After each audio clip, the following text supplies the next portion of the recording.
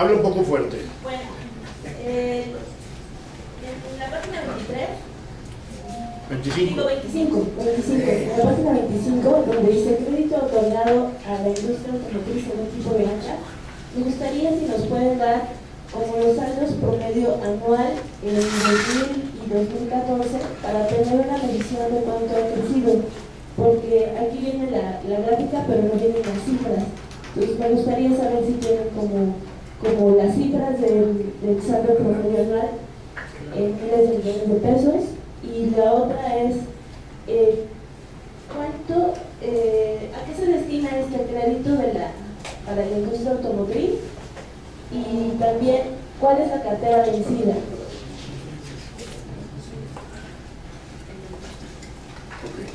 A ver,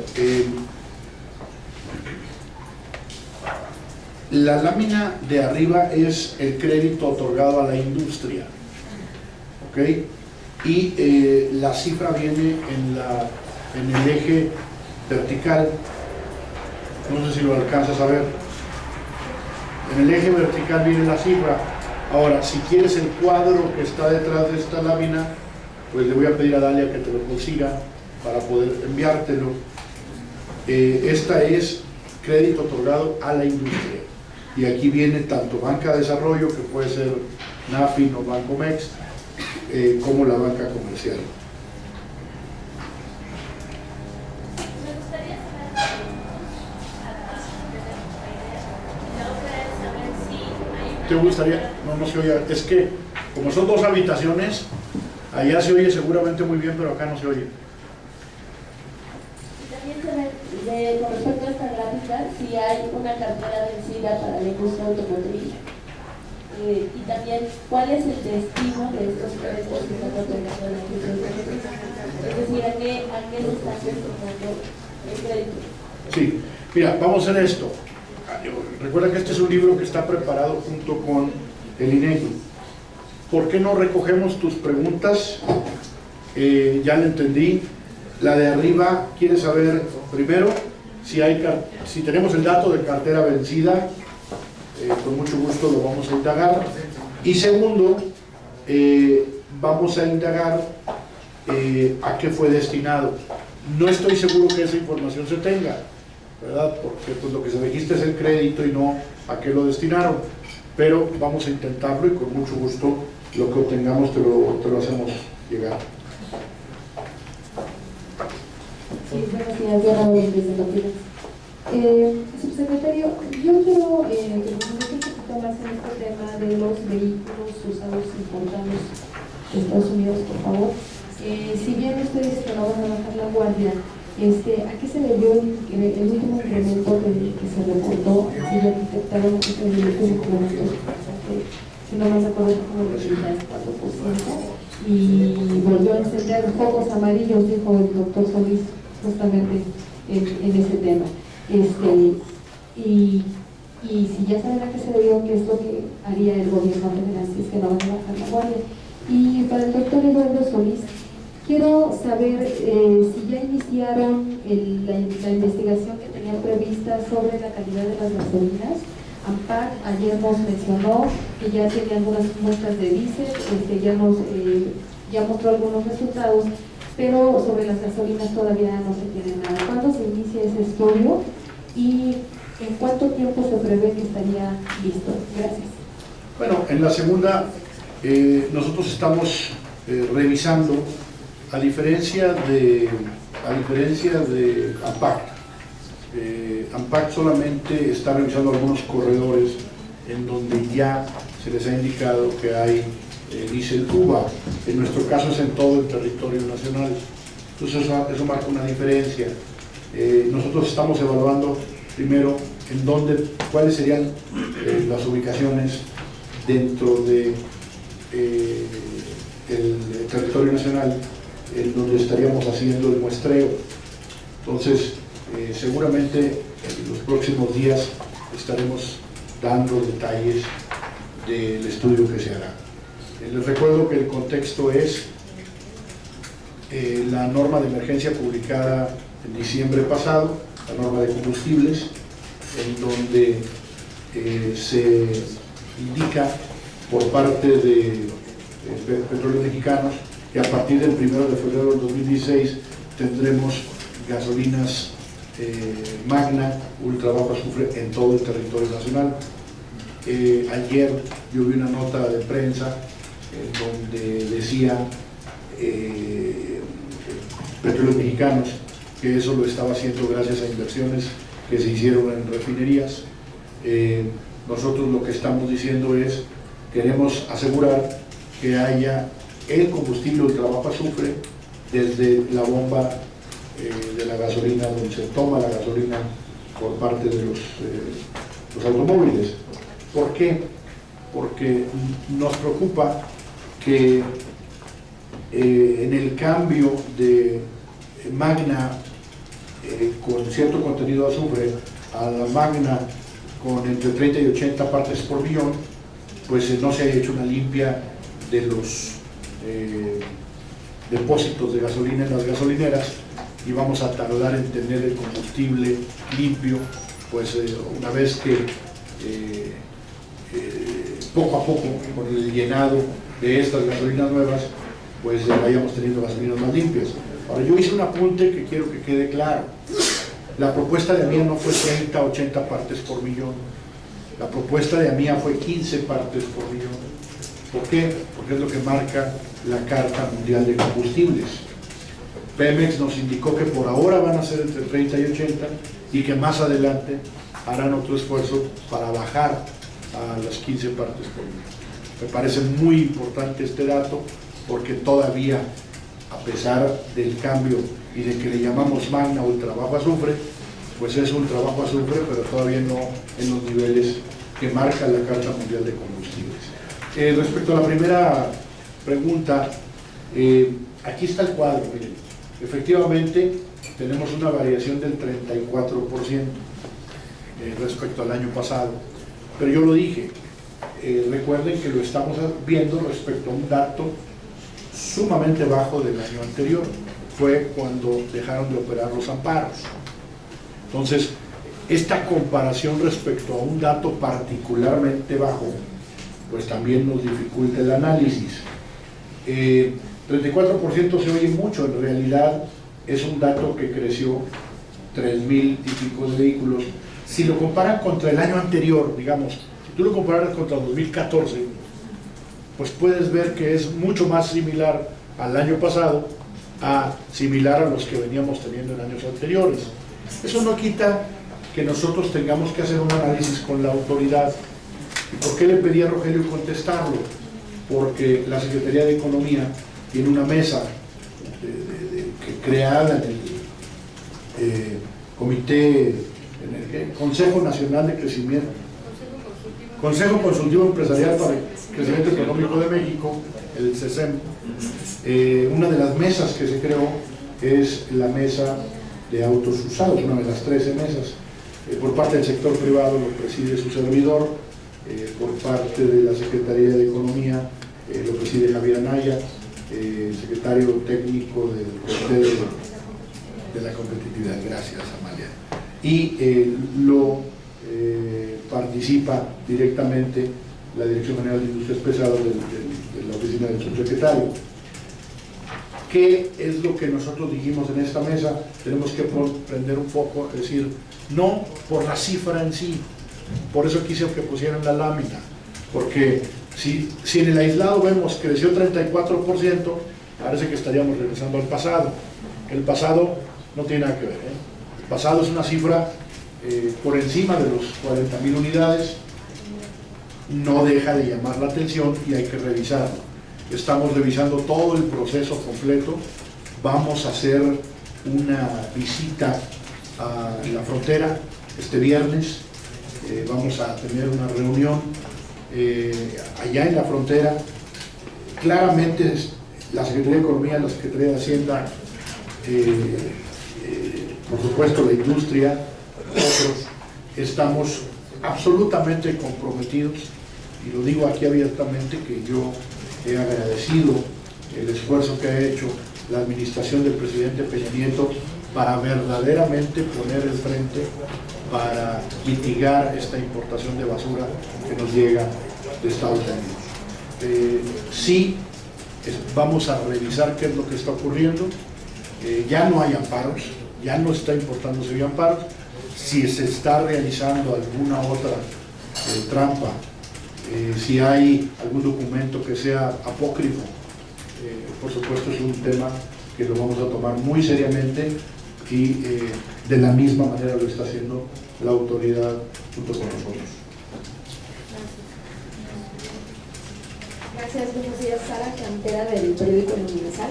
Yo quisiera preguntarle al subsecretario de Comercio sobre el crédito otorgado más bien el crédito para la industria automotriz. ¿Con cuánto ha apoyado la Secretaría de Economía mediante programas de garantías? Si tienen dato para 2005 y algún estimado de cuánto estarían destinando en 2015, perdón, y el dato estimado para 2016. Mira, la Secretaría de Economía ha venido actuando en este rubro desde hace algunos años. Primero arrancamos aportando 100 millones de pesos, no en 2015, antes, para junto con NAFIN potenciar esto y que a través de NAFIN esto se convirtiera en su momento en apoyos hasta 47,000, María, más o menos. Cada uno de los años Sí. se ha potenciado 3.500 millones de pesos 3.500 millones. con aportaciones para garantías en cada edición por 100, 75 y 75 millones. Así es, 100, 75 y 75. Esto se ha potencializado y genera aproximadamente 3.500 millones en garantías, los cuales se traducen en apoyos, si no mal recuerdo, como a 40,000, 65,000 vehículos. Y sobre el tema de Kia, ¿tiene conocimiento o ya hay algo definido sobre si el gobierno federal estaría dispuesto a aportar cierta cantidad de dinero para terminar con las obras de infraestructura? ¿O va a seguir siendo un arreglo entre el gobierno de Nuevo León y la armadora? A ver, hay cierto tipo de infraestructura que el gobierno federal, como un proyecto no solo para Kia, ¿sí?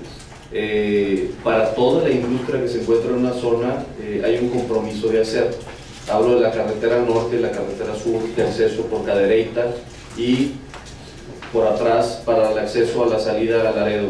No sé si usted ubique bien un poquito ahí el mapa, pero de Pesquería hay dos salidas, una que puede salir a la carretera Cadereyta, de rumbo a Reynosa, y a la carretera, perdón, Reynosa-Matamoros, y la otra es Miguel Alemán, ¿sí? Y esas son obras que no solo benefician a Kia. Recordemos que Ternium está al ladito de Kia, y por ejemplo, ayer que empezó actividad Kia, inmediatamente se empezó a ver un flujo distinto en la carretera, porque bueno, empieza a haber un flujo de materiales, de materia prima, de todo, y la carretera empieza a tener un flujo distinto con el flujo que ya tenía de Ternium, más ahora el de operación de Kia. Eso es cierto tipo de obras que están contempladas dentro de los programas de infraestructura del gobierno y que las vamos a hacer, pero que no tienen nada que ver con el convenio.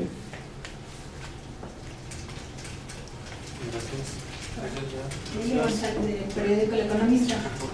Subsecretario, me gustaría preguntar sobre este tema de Kia. Se habla de una inversión próxima de Hyundai de 2.000 millones de dólares para los próximos años. Esto por una parte. ¿Y cuántas inversiones seguirán llegando de los automotrices? Ya llegó una comitiva china y se habla también de posibles inversiones. Y como segundo punto, el tema de salarios. Se dice también que México es atractivo justamente por los bajos salarios que tiene el sector automotriz, que mientras a un trabajador se le pagan $8 la hora, en Estados Unidos llegan hasta $58. Entonces, me gustaría saber cómo va a ir esta transición hacia una mejora de salarios de los trabajadores, o bien seguirá siendo México atractivo por este tipo. Esa pregunta se la voy a dejar aquí a Eduardo para que la complemente. Yo lo que te puedo adelantar en esa pregunta es que ya no es tan así, van mejorando, inclusive hay una lámina ahí en el estudio de la parte de remuneraciones, ahorita Eduardo les comentará un poco más. De la primera de Kia y de Hyundai, lo que comentas es, repito, Hyundai ha manifestado tener interés, no ha hecho, a nosotros como gobierno federal no nos ha hecho ninguna ningún comentario oficial de que quiera hacer algo. Entonces, sí sabemos que hay interés, pero no tenemos un dato oficial para poder corroborar eso que usted comenta. Entonces, pues no tendría mucho más que decir en eso. Ahora, sí tenemos proyectos en puerta, sí hay otros proyectos de la industria automotriz que no puedo comentar porque las mismas empresas nos han pedido que no se comente hasta que ellos lo decidan y decidan que sea una realidad y que todo. Entonces, pero sí tenemos proyectos en puerta.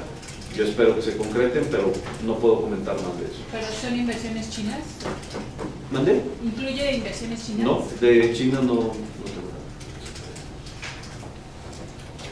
Sí, dos comentarios en relación al tema de los salarios. Yo lo he dicho públicamente, el atractivo de México para las nuevas inversiones no son los salarios en lo aislado. Y lo he dicho con un ejemplo muy claro. ¿Cuántas inversiones para armadoras nuevas conocen ustedes en Guatemala, en Honduras, en El Salvador, en Costa Rica, en Nicaragua, en Panamá o en Ecuador? ¿Saben ustedes cuántos han llegado en los últimos 50 años? Ninguna. Todos estos países tienen salarios más bajos que México. Sería un poco raro que, siendo el caso que los salarios fueran lo relevante, que mencioné 7 países con salarios más atractivos y que en 50 años no haya llegado una sola. Ese es el mejor ejemplo que ustedes deben de dar para poder que el argumento de que llegan a México por salarios bajos, pues si llegan a México por salarios bajos, ¿por qué no han llegado a Guatemala, Honduras, Salvador, Costa Rica, Nicaragua, Panamá, Ecuador? Digo, por mencionar vecinos nuestros, porque el tema no es de salarios en lo aislado. Entonces, antes de entrar a este debate de que si México tiene los salarios, a ver, es que no es un tema de salarios. Nosotros lo hemos dicho. Los elementos más importantes para las nuevas inversiones están: 1, la ubicación geográfica; 2, la red de acuerdos comerciales, tan importante. En un país que exporta el 83% de lo que fabrica, es fundamental. Número 3, los recursos humanos calificados y de clase mundial, tanto de técnicos como de ingenieros. 4, una cadena de proveeduría robusta, fuerte. Yo sí puedo decir por qué a esos países no han ido.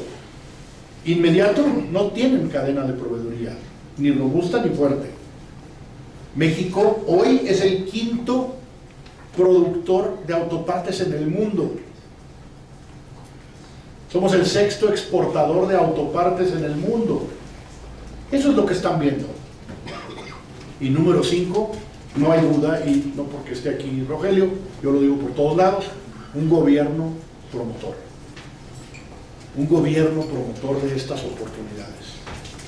Esa mezcla de ubicación geográfica, red de acuerdos comerciales, recurso humano calificado y de clase mundial, cadena de suministro robusta, fuerte y un gobierno promotor, es lo que hoy las empresas te señalan como los elementos fundamentales para poder traer estas inversiones a nuestro país. ¿Hay otros elementos? Sin duda puede haber otros, pero los primeros 5 y los que son marcadamente los más importantes para traer estas inversiones son esos elementos que señalamos.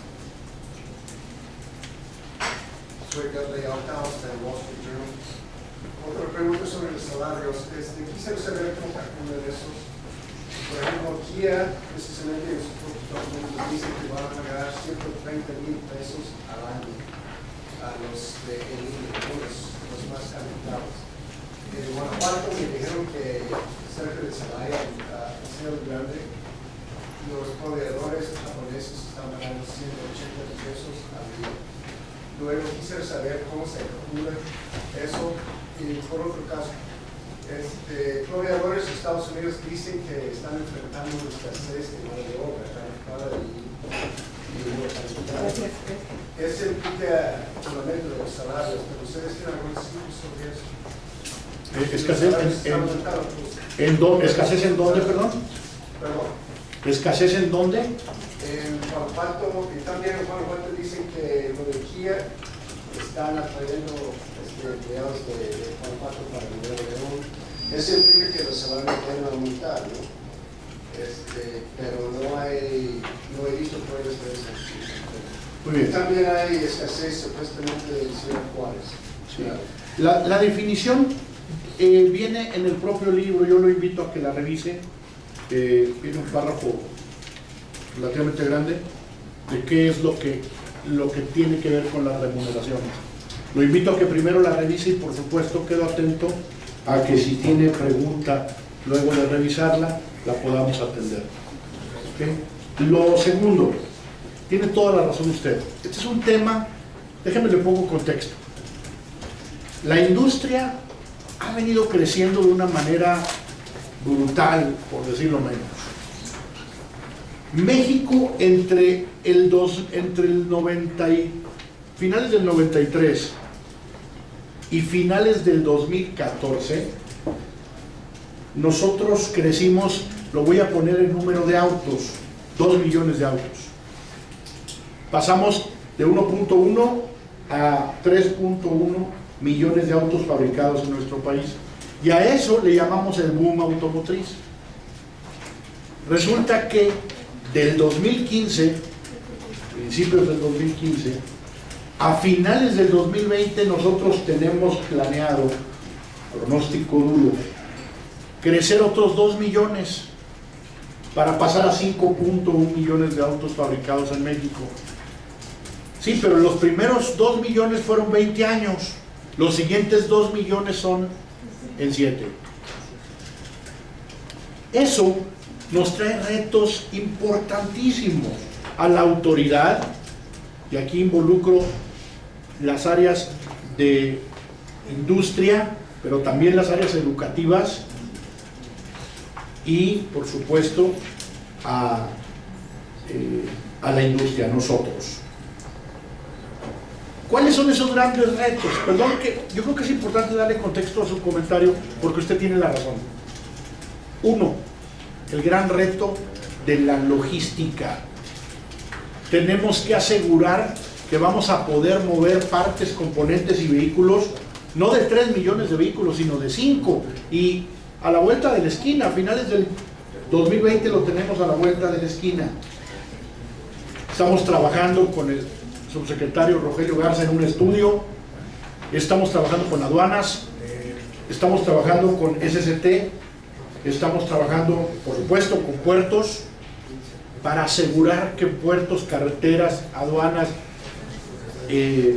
carros de ferrocarril, pues, de lo que nos quejamos es de que no hay suficientes carros de ferrocarril, cosas tan sencillas, ya no digamos que haya otra vía de ferrocarril, carros de ferrocarril que no hay suficientes. Hoy no tenemos un cuello de botella, ya lo estaríamos dando la nota a ustedes, no queremos tenerlo. Ese es el punto. Y si somos uno de los más importantes usuarios de ciertos tramos carreteros, ferroviarios y de puertos, tenemos que trabajar de la mano con la autoridad si vamos a llegar a 5.1 millones de autos fabricados en México. Es como digo yo, tenemos que llegar no solamente exitosamente, sino a salvo al 2020. 2, recurso humano. Aquí viene el tema. El tema del recurso humano. Hoy lo tuvimos el experimento muy claro en el Bajío. Se vino Honda, se vino Mazda, creció General Motors en Silao. ¿Y qué ocurrió? Que trajimos gente de todas partes del país para poder atender a esa demanda tan importante que se nos vino. Se trabajó de la mano con la autoridad federal, con la autoridad local, para poder solventar el tema. Pregúntenle a Mazda, contratar a 2,000 gentes en menos de un año. Fue un reto muy grande, por supuesto puso presión en toda la industria local. Y, bien lo dice usted, con una escasez de mano de obra también muy importante. ¿Qué lecciones nos deja? Porque al final del día ni Rogelio ni yo somos los que le decimos a las empresas dónde ponerse. Ellos ubican dónde ponerse y generan la presión de servicios. Miren, les voy a dar un ejemplo, nomás para que vayan agarrando nota.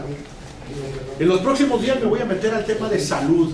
O sea, de salud, Eduardo. Sí, las empresas están diciendo no tenemos suficientes servicios de salud en algunos lugares en donde estamos nosotros. Es un tema que vamos a poner en la mesa y seguramente economía, nosotros vamos a estar hablando con las autoridades de salud, con el seguro social y con quien tenga que ver con atender a los servicios de salud de ciertas regiones en donde hemos crecido de una manera mucho más rápida que los servicios, el Bajío.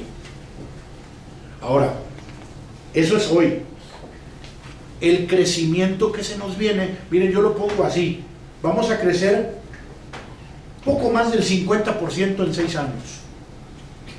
No hay muchas industrias que puedan decir esto y sobre todo del nivel que tiene nuestro sector. Y eso va a poner el número 2 de atención el tema del recurso humano. Por eso el subsecretario señalaba, están ellos con nosotros trabajando de la mano, están haciendo un estudio en el tema de recursos humanos para manufactura, lo cual agradezco aquí públicamente. Nosotros hemos abierto 2 grupos nacionales, uno con los clústeres, que es el tema de recursos humanos para la manufactura automotriz, y el otro en el Grupo Nacional de Instituciones Académicas y Centros de Investigación, el recurso humano para los centros de ingeniería. En ambos tenemos que trabajar de la mano con las autoridades federales. Tiene usted razón, claro que tenemos que poner atención en esos temas y sí, en algunos lugares la decisión de las empresas, y ahí subrayo, nos pone a veces en una situación pues de crítica para atender a esas demandas de servicios. Me parece fundamental trabajar de la mano con el sector académico.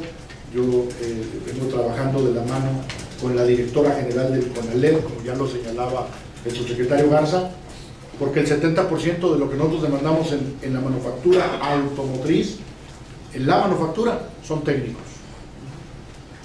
Entonces, tiene usted toda la razón. Listo. Pues la última. Sí.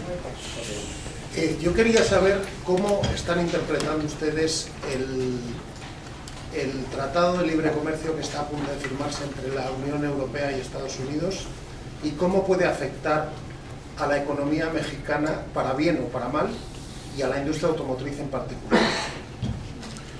Si me permite el subsecretario, estamos muy involucrados en ese tema. Como sabes, hay una decisión del gobierno mexicano con las autoridades de la Unión Europea de avanzar en una negociación para profundizar el TLCUEM, el Tratado de Libre Comercio de la Unión Europea-México. Tú dirás que tiene que ver con lo que yo pregunté, muchísimo, porque si tú has seguido las negociaciones del Tratado de Libre Comercio Unión Europea-Canadá, ellos incorporaron un elemento que para nosotros es fundamental para ver a la Unión Europea como una oportunidad. Y ese elemento tiene que ver con la acumulación de origen. El Tratado de Libre Comercio Canadá-Unión Europea explícitamente habla de la posibilidad de acumular origen con otros países, señaladamente, por supuesto, los de América del Norte, aunque no lo diga explícitamente, que permitan que Europa acumule, le van a permitir a Canadá acumular. Y dicen, siempre y cuando en los tratados con esos países también lo contengan. Entonces, ¿qué crees que nosotros vamos a querer en nuestra profundización?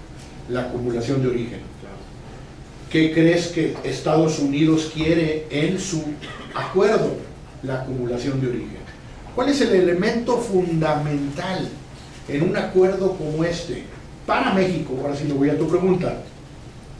Para México, el elemento fundamental de lo que Estados Unidos está negociando con Europa es la acumulación de origen, porque le va a permitir a Estados Unidos exportar a Europa con insumos mexicanos. Nosotros somos por mucho el primer proveedor de autopartes, hablando de automotriz, al mercado de Estados Unidos, el primero. el 35% de las autopartes que se importan en Estados Unidos son mexicanas y el segundo lugar es como el 17%, es menos de la mitad. O sea, somos por mucho el proveedor más importante de autopartes. De tal manera que para nosotros ese tratado es una oportunidad para que Estados Unidos le exporte autos con partes y componentes mexicanas. Por supuesto, ellos van a abaratar costos.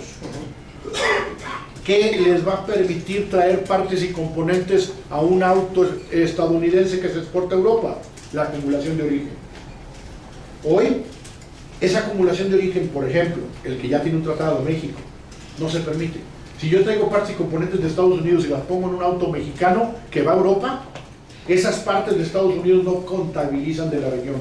O tienen que ser de Europa o tienen que ser de México, pero no de Estados Unidos o de Canadá.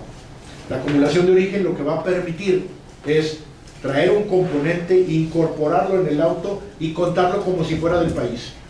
Eso es lo que significa la acumulación de origen. Ya lo logró Canadá, por eso tenemos todos la idea de que todos lo tenemos que incorporar. Estados Unidos en su acuerdo, nosotros en la profundización que la Secretaría de Economía a través del subsecretario Rosenzweig nos ha señalado, que en junio empezarían las pláticas ya de esta profundización. El tema hasta arriba para mí es la acumulación de origen. ¿De cuánto fue esta acumulación que logró Canadá? No es un porcentaje. Acumulación significa que lo del otro país se cuenta como si fuera del país. No es un porcentaje.